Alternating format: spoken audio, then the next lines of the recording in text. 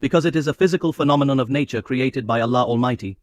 Allah Almighty is not bound by this, but the laws that Allah has established are very firm.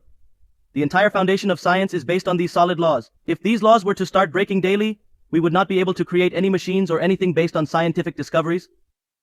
If friction were to cease, our vehicles would not be able to run on the road.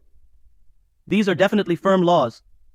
The fire was cooled only once for Prophet Abraham. It does not get cooled every day, and the sea was split only once for Prophet Moses. Peace be upon him. It does not happen every day either. Otherwise, all these matters could not function. These are the strong and firm laws of God. And they are so firm that the messenger of God, Prophet Abraham, peace be upon him, presented a proof of Allah's oneness in the court of that disbelieving king, as mentioned in Surah Al-Baqarah, verse 258. He said that my Lord is the one who brings the sun from the east. If you claim to be a Lord, then bring it from the west. This is a definite law, a physical phenomenon of nature. Physical phenomenon of nature. Allah the Almighty is not bound by this, but He has established a law, and upon this, the disbeliever became agitated. My Lord is the one who brings forth the sun from the east, and this is with respect to the earth.